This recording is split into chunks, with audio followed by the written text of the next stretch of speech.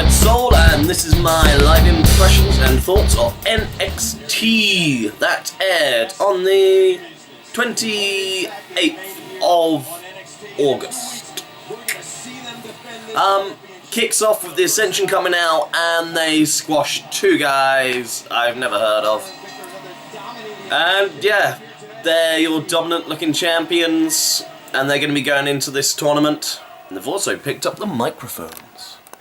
Yeah, I would have been happy with them not picking up the microphone. This is a tag team I believe would benefit from like a manager, some sort of dark, evil looking man that can just like do some promo skills for them. Because they're very basic, and heels need to be a bit stronger on the mic, I think, than faces do at times. But yeah, the in-ring is really solid, really scarily brutal. So I think they're going to be a damn solid tag team. I want to see them come up now and try and take out the Usos. We'll see how they do at NXT TakeOver, because again, it's been very rare to see them in long matches. Need to see them in decent sized matches to see how they will do. And man, my cheek is really shiny. I have just got out of the shower. Look how shiny that is! And wow, that was very abrupt, announcing the new general manager, and it is Lord William Regal. Amazing choice. I've missed him on commentary. I don't know why he's not been there, but as a GM, hopefully he can bring a lot to the show, and he has someone to really focus on these guys and really develop them, not like JBL, who was just a figurehead. And William Regal has business to attend to, as he is going to announce the #1 contender at the September the 11th pay-per-view NXT TakeOver 2, or are they just going to keep calling them NXT TakeOver? We'll find out. And of course he brings out Adrian Neville, fellow Englishman, the English rule NXT. And then Tyson Kidd says, "Oh, I accept," even though Regal hasn't said anything.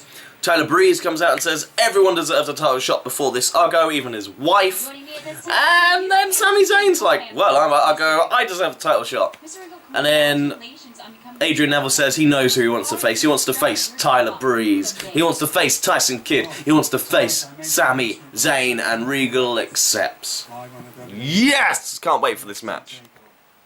And thanks to a backstage segment, William Regal, I'm even more excited for the show I'm currently watching, because it'll be tag team match. Breeze and Tyler versus Sami and Neville. Four of the best workers, not in NXT, but in the entire WWE. And we get Sasha Banks versus Bayley. Solid match, not the most amazing one in the world. But Bayley is such a good talent. I hope they don't mess her up like they did Emma when she went out to WWE. Have a storyline ready for them. And Sasha Banks, good, solid bitch of a character. I think when she comes up to WWE, it would be good if they had her and Summer Rae who got back into their group. But yeah, Bayley gets the strong win since she's the #1 contendership. She is the #1 contender. Makes a whole lot of sense. And then Charlotte Flair comes out, and she is just, look at the tears in your eyes. Had to woo to the crowd first just to get them off her back because they were wooing at her. But then she full on goes heel mode, and she is, you're pathetic. You're not strong enough to hold this title. It's a responsibility, and you're just an immature little girl. And then Bayley goes to do her retort. Charlotte gets distracted at the crowd and has a shout at them. And in a really good moment, Bayley then starts again, but is like, Charlotte, I am here, gets in her face, raises her voice, and the crowd are like, oh, that can't be, that is just instinct to go, a situation has not gone quite right, and she has recovered. That is such good promo work. And yeah, Bayley's so into this character. She says the thing that gets the crowd the most excited. She doesn't even want to hug. Oh! Bayley just wants to wish her luck, sticks out her hand, and Charlotte walks away. This is going to be a really good match, and it's two NXT talents going at it. Last time, Natalya versus Charlotte was a phenomenal match at the last NXT TakeOver, and I hope Bayley and Charlotte can get just half as good as that was. Get a match between Bull Dempsey and Angelo Dawkins, who's gone back to his backpack weird gimmick, which is a fun little gimmick. Comes out, crowd likes it, and okay wrestler, okay match. Just Bull's a big guy, doesn't sort of have any meaning to this match. Not my favourite guys in NXT, but they're getting solid performers. We get the Legionnaires in the back. It's more Arnold Schwarzenegger than French. And they've got a shaver and they're laughing. Oh, did you see that little Chris Paul? And then Sylvain, whatever his last name is, his partner's like, yeah, we're not scared of them. So on behalf of my partner, I'm going to accept the hair versus hair match at NXT TakeOver. And Sylvain's like, blah, blah, blah, blah, blah, blah,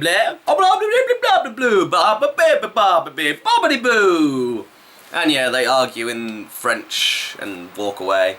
Not too happy with the hair versus hair match, I assume. And frankly, I don't know which one will look worse bald. These aren't the most attractive men in the world, and I don't know if a shaved head is going to give either of them a good look. Phenomenal tag team match, and some really good storytelling in it. Yeah, just these guys are the best workers. They all of them come from the indies, and they are so good. And then after the match, you've got the match being won. Haluva kick misses Tyler Breeze, but catches Adrian Neville in the face. And then Sami Zayn is traumatized by hitting his partner. Tyson Kidd manages to get in the ring, chuck out Sami Zayn, and pins Adrian Neville for the win. Tyson Kidd is just so, yeah, come on! He's so excited, but then BAM! Haluva kick